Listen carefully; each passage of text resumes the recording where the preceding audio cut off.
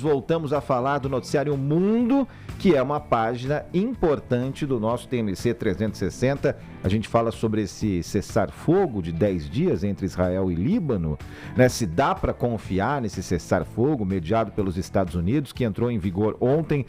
Jamil Chad, eu, a Joana, você, boa parte do mundo civilizado desconfiado desse acordo. Sabe que eu obviamente tenho certeza que você também se lembrou daquela imagem famosa do Bill Clinton, né, um pouco mais alto que o Yitzhak Rabin e o Yasser Arafat. Me corrija se eu estiver errando algum personagem, mas eu acho que é isso, né? Bom dia. Bom dia, Felipe. Bom dia, Joana. Bom dia a todos. Sim, aquela imagem absolutamente icônica de tanta esperança dos anos 90, daquela imagem de que sim, o Oriente Médio tinha um destino de paz. Provavelmente, muita gente pensou aquilo. Eu, pessoalmente, pensei aquilo nos anos 90. Não é, obviamente, o caso. Agora, esse cessar-fogo entrou em vigor.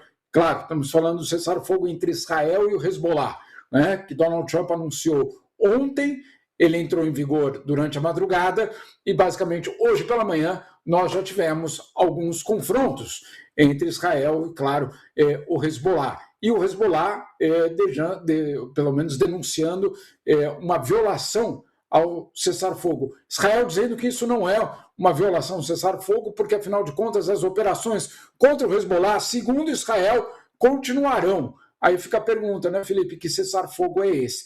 Muita gente comparando ao cessar-fogo de Gaza. É um cessar-fogo que, de fato, não foi o final completo da violência. Foi, sim, uma redução, sem dúvida nenhuma, mas não podemos dizer que existe uma paz. Agora, eu queria trazer um detalhe muito interessante dessa história. Felipe, ontem, Donald Trump, e isso, pelo menos a imprensa israelense está noticiando amplamente, Donald Trump se antecipou ao anunciar o cessar-fogo.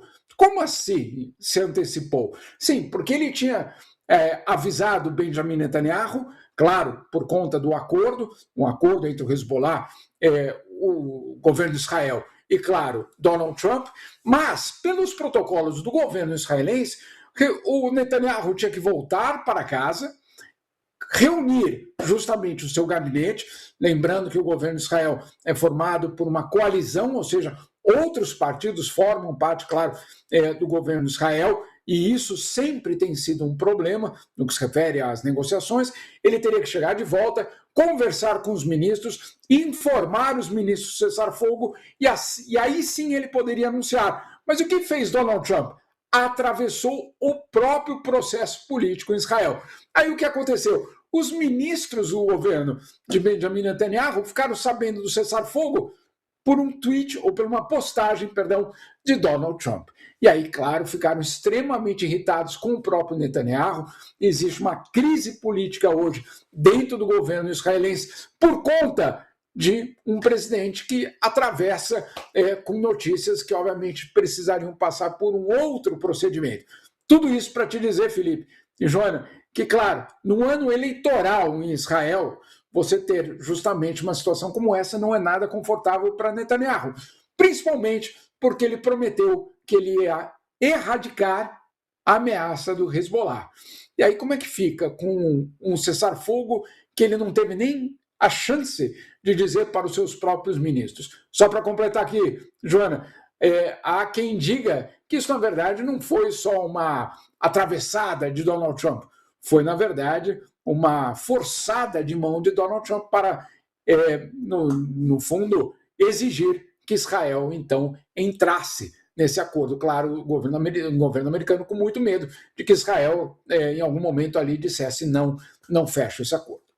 Jamil, há muitos estudiosos, desde que Trump foi para a vida política, em relação às decisões de marketing de Donald Trump, né? A estratégia de marketing, quem ele se tornou enquanto político. Ele sempre foi um empresário extravagante, ele sempre se destacou, né? É riquíssimo, tinha tudo e mais um pouco a seu dispor. Inclusive, ele é muito citado nesses casos, Jeffrey Epstein, uma pessoa muito próxima, enfim. Mas a pergunta que fica é: Donald Trump, como político, hoje, ele decide por essas atitudes? Porque ele quer mostrar algo ou ele realmente entrou por um caminho de se mostrar absolutamente lunático? Tem intenção ou não tem intenção? Ele vai lá e publica uma foto como Messias, como Jesus. Isso daí tem intencionalidade ou ele só fez por fazer, depois apagou porque viu que pegou mal? Essa é uma grande pergunta. Sem dúvida, Joana, essa talvez seja a grande pergunta deste momento político no mundo. Eu acabei de chegar há exatamente uma hora de muitas horas de voo da China e eu ouvi durante 10 dias muitos chineses fazendo exatamente essa pergunta a um ocidental como eu, perguntando, e aí, isso aí tudo é verdadeiro? Isso é propaganda? Isso é loucura? O que é isso, no fundo?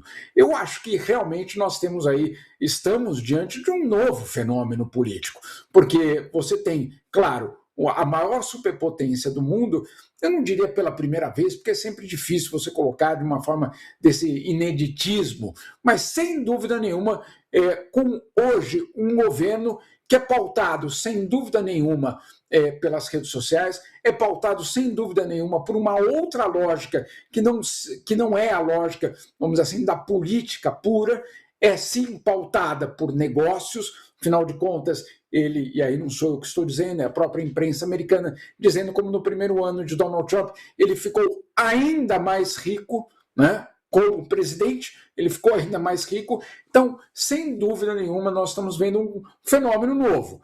A questão é que, claro, esse fenômeno novo acontece justamente num país que, em grande medida, eu diria, desenha o destino de todos nós, né? Ambiental, nuclear, armamentista, em relação à oscilação dos mercados pelo mundo, ao combate à pobreza, à distribuição de remédios, a tantas e tantas outras coisas. Então, o perigo, justamente, é de a gente ter claro, como eu li, inclusive, agora, nessa semana na China, uma frase muito boa, um cientista político na China dizendo: grandes países precisam de pessoas que saibam a dimensão da sua tarefa.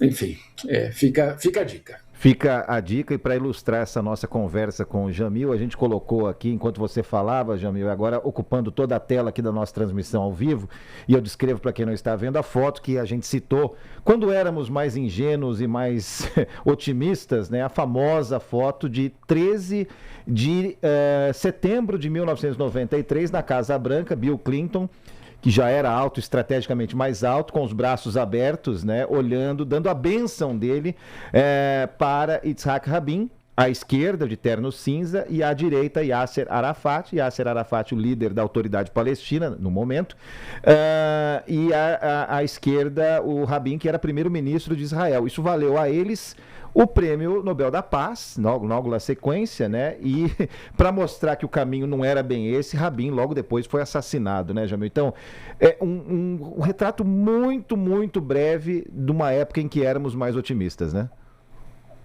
E, Felipe, só para completar essa história, porque ela é muito simbólica, naquelas negociações, o governo americano colocou os palestinos numa ala, basicamente, do local onde eles estavam negociando, e os israelenses numa outra ala.